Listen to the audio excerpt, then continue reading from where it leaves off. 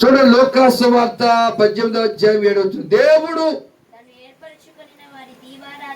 తాను ఏర్పరచుకొనిన వారు దివారాత్రులు అని తన్ను గురించి, తన కూతురు గురించి కానీ, తనకు కొడుకు గురించి కానీ, తన పొలాల గురించి కానీ, తనకున్న పశువులు గొర్రెమేక మందల గురించి కానీ, తన వ్యాపారం గురించి కానీ, తన్ను గురించి కానీ, తన భర్త గురించి కానీ, తన భార్య గురించి కానీ దివారాత్రులు తన్ను గురించి మొర్రపెట్టుకొని చుండగా వారికి న్యాయము తీర్చడా. ఈయన కఠినాత్ముడా కాదే, ఈయన క్రూరుడా కాదే, ఈయన అన్యాయస్తుడా కాదే, ఈయన గర్విష్ఠుడా కాదే, అందుకే న్యాయము తీర్చడా అని చెప్పి ఏమంటున్నాడు, ఆయన వారికి త్వరగా అర్థమవుతుందా? ఈ కుటుంబానికి దేవుడు త్వరగా న్యాయము తీర్చాడు. త్వరగా దేవుడు న్యాయము తీర్చాలంటే మనం ఏం చేయాలి? డాక్రా గ్రూప్ లీడర్ దగ్గరికి వెళ్ళి, అమ్మా ఎప్పుడొస్తుంది, ఎప్పుడొస్తుంది, ఎప్పుడొస్తుంది, ఎప్పుడమ్మా, ఎప్పుడమ్మా, ఏం చేస్తున్నావు అమ్మా అని వీళ్ళని బతిమాలుకుంటాం.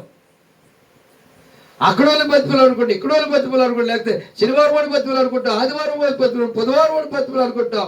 ఇన్ని బతిమాలుకున్నా కానీ, ఎన్ని వచ్చినా కానీ ఈ న్యాయం జరగట్లా. మరి ఎవరు బతిమాలుకోవాలి?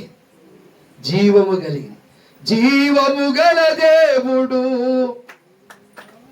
మౌనముగా నుండునా, తన పిల్లల కాయన మేలు చేయకుండునా.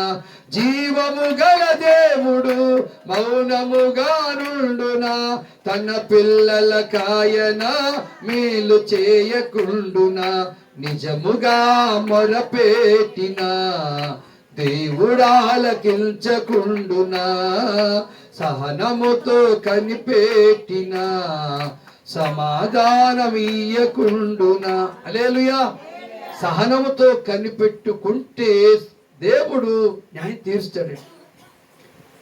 ఆ కఠినాత్ముడే, ఆ అన్యాయస్తుడే, దేవునికి భయపడని వాడు, మనుషులను లెక్క చేయనటువంటి వాడు, ఈ వెధవరాలు వెళ్ళి మాటి మాటికి అడిగింది ధైర్యంగా.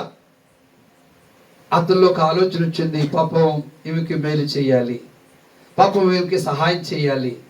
ఏమండి, ఎలాంటోడికి జాలి వచ్చింది, ఎలాంటోడికి కనికరం పుట్టింది, ఎలాంటోడికి ప్రేమ పుట్టిందండి విధవరాల మీద.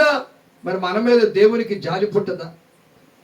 ఆయనే కఠినాత్ముడు కాదే, జాలి గల దేవుడే, ప్రేమ గల దేవుడే. ఆయన అంటున్నాడు, ప్రయాసపడి భారమస్తున్న సమస్త జిల్లారా నా దగ్గరకు రండయ్యా, మీ అవసరాలు తీరుస్తాను, నా దగ్గరకు రండయ్యా, మీ రోగాలు తొలగిస్తాను. ప్రేమతో ఆయన పిలుస్తున్నాడే.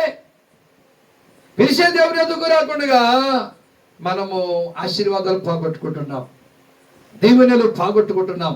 ఈ రాత్రి పరిశుద్ధాత్మ దేవుడు చెప్తున్న సంగతి ఏమిటంటే, దేవుడు తాను ఏర్పరచుకొనిన వారు అన్నాడు. మనల్ని ఏర్పాటు చేసుకున్నాడు దేవుడు. దేవుడు తన కృపలో మనల్ని ఏర్పాటు చేసుకున్నాడు. కాబట్టి మనము దేవుని ఎదుగు వచ్చి అడగాలి, అడగాలి, అడగాలి, అడగాలి. అడుగుడు మీకు ఇవ్వబడని చెప్పాడు. మనుషులు కాదు అడగటం, బంధువులు కాదు అడగటం, ఆఫీసర్స్ కాదు అడగటం, దేవుని అడగాలి, దేవుని అడగాలి. ఇవి దుర్దినాలు, అంచె దినాలు, కొంచెమైన మంచి చెడు కాలంలో మనం ఉన్నాం. ఎప్పుడు ఎవరికి ఏ రోగం వస్తుందో తెలియదు. మనం మా ఊరు వెళ్ళాను, సోమవారం ప్రయాణం కట్టాం, మంగళవారం రాత్రి మళ్ళా రిటర్న్ అనమాట. ఏమండి, ఈ రోజు పగలు ప్రార్థన ఉందని మళ్ళా రిటర్న్ కొన్ని ప్రాంతాలకు మా అమ్మగారిని తీసుకెళ్ళాం. మా ఊరు చూపించరా, మా బంధువులు చూపించరా, మా పిల్లలందరూ చూపించరా అని చెప్పింది. 2 వారాల నుంచి వాయిదాలు. ఇక మన వారం మాత్రం వాళ్ళు వచ్చిన రాకపోయి నేను తీసుకెళ్తానని చెప్పడం జరిగింది. మా చెల్లి, మా అన్నయ్య, మా తమ్ముడు కూతురు అందరికి బయలుదేరి వెళ్ళాం. వెళ్తే ఒక చోటకి వెళ్ళాం. హాస్పిటల్ నుంచి వస్తున్నారు వాళ్ళు. ఏం జరిగిందంటే అవంటుంది, నా కర్మ, నా కర్మ అంటుంది. కష్టపడి పనిచేసేది ఏమండి. అలాంటి ఆ వ్యక్తికి ఒక చిన్న నాట్లేసి ఊడిపట్టారు. అక్కడ వర్షాకాలం వేస్తారు, నాట్లేసి వస్తుంటుండే ఒక బోధి దాటింది, కాలువ, చిన్న కాలువ దాటింది. కాలు కొంచెం బెనికిందంట.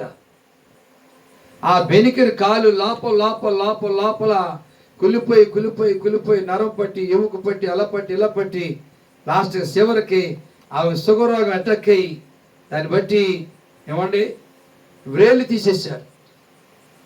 కాలుకు వేలు తీసేశారు. మరి ఆయన మామయ్య అవుతాడు. ఆయన అంటున్నాడు, పాస్టర్ గారు మీ దేవుడు గొప్పవాడే. నేను వాక్యం చెప్పాను, భార్య కొరకు బాధ్యత కలిగి భర్త ప్రార్థన చేయాలి, భర్త కొరకు బాధ్యత కలిగి భార్య ప్రార్థన చేయాలి అని చెప్పాను. మీరు చెప్పిన మాట కరెక్ట్ అన్నాడు. మీ ఇద్దరు వేకునే లేచి ప్రార్థన చేయండి, రెండు చేతులు కలిస్తే చప్పట్లు. అలా చెప్పిన తర్వాత ఆయన ఒక మాట అన్నాడు, పాస్టర్ గారు ఈ కాలు మన వరకు తీసేయాలన్నారు. ఆమె దేవుని మీద ఆధారపడి ఒక చోట ప్రార్థనకి వెళ్ళింది. అది తీసుకెళ్ళాం. అయ్యగారు ప్రార్థన చేశాడు, సంఘం ప్రార్థన చేశారు. ఏం జరిగిందో తెలియదు కానీ డాక్టర్లో దేవుడు ప్రేరేపణ పెట్టి కాలు తీయకుండా ఉంచాడండి. ఆయన కాలు చూపించారు. తెలుసో చెప్పండి. హల్లెలూయా. ఇతడు ఎంత కఠినాత్ముడు తెలుసండి.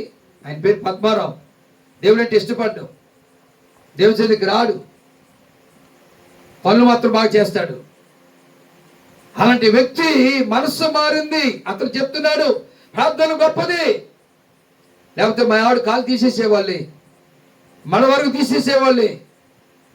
కానీ దేవుడు గొప్పడు, ప్రార్థన గొప్పదని తను ఒప్పుకున్నాడు. అలాంటి కఠినాత్ములను మార్చేవాడు దేవుడు.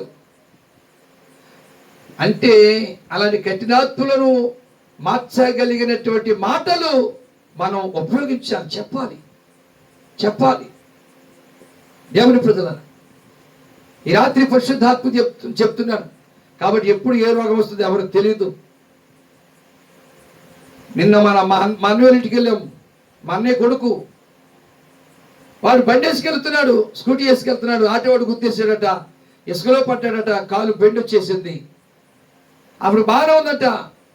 ఆడు కూడా పడ్డాడు, ఆటోవాడు కూడా పడ్డాడు. సరే ఫారోలో పడినట్టు వాడు వెళ్ళిపోయాడట. 10 నిమిషాలకి కాలు వాపు వచ్చేసి నడవల స్థితికి వచ్చేసాడట.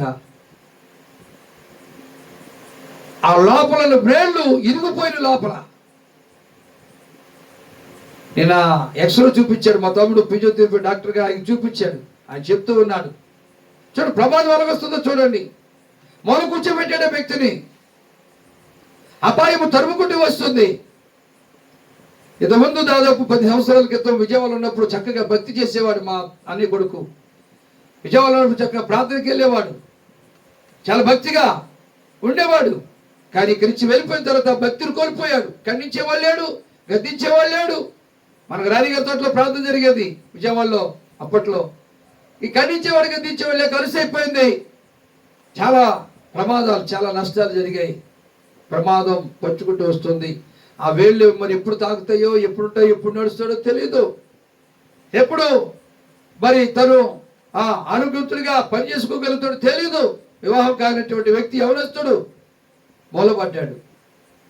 ఇలాంటి ప్రమాదాలు సంభవిస్తున్నాయి. కనుక మనం మన పిల్లల కోసం, మన కుటుంబం కోసం మన దివారాత్రులు దేవునికి మొరపెట్టాలి. ఆ పిల్లలకు ఏ హాని జరగకుండా, ఆ పిల్లలకు ఏ కీడు జరగకుండా, ఆ పిల్లలకు ఏ నష్టం జరగకుండా, ఆ పిల్లలకు ఎట్లాంటి మరణకర వ్యాధులు రాకుండా సహాయం చేయ ప్రభు బతిమాలుకోవాలి. ఇలా అంటే రాజీకి తలనిప్పే. పగలు కనపడదు, రాత్రి కనపడదాయే, ఆదివారం మాత్రం ఒకసారి కనపడుతుందయ్యే. మా బాధలు మీకేం తెలుసు అంటుందాయే.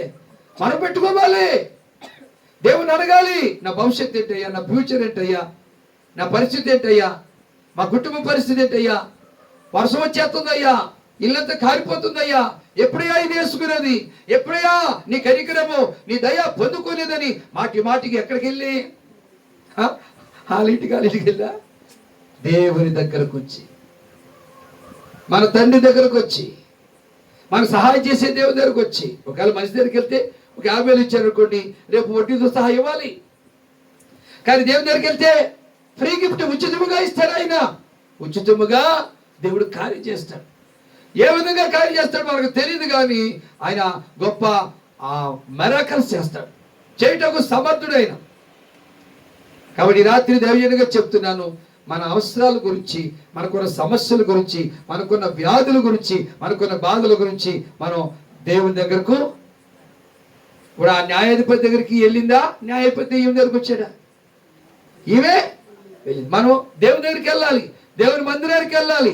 ఖాళీ దొరికినప్పుడు మందిరంలోకి వెళ్ళి సాపేసుకుని, ప్రభువా ఏంటి నా పరిస్థితి, నన్ను పట్టించుకోవా, నేను నీ కుమార్తెను కదా, నువ్వు నన్ను కనలేదా అని అధికారం మనకి ఇచ్చాడు దేవుడు.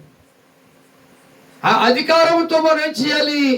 మనకున్న సమస్యలు చెప్పుకొని అడుగుతున్నప్పుడు ఆయన ఎందుకంటే మనల్ని దేవుడు ఏర్పాటు చేసుకున్నాడు. మీరు నా పిల్లలు, మీరు నా రక్తంలో కడగబడిన వారు, మీ నా నామములో ప్రార్థన చేస్తున్నటువంటి వారు అని దేవుడు మనల్ని ఏర్పాటు చేసుకున్నాడు. కనుక ఈ ఏర్పాటు చేసుకున్నటువంటి మనము దేవుని సన్నిధికి వచ్చి మాటి మాటికి గోజాడితే, మాటి మాటి అడిగితే ఆయన తప్పకుండా న్యాయము తీర్చును, తప్పకుండా మన ప్రార్థనకు జవాబిస్తాడు.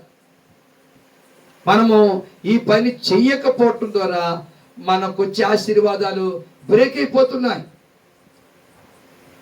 స్పీడ్ బ్రేకర్లు అడ్డు వస్తున్నాయి.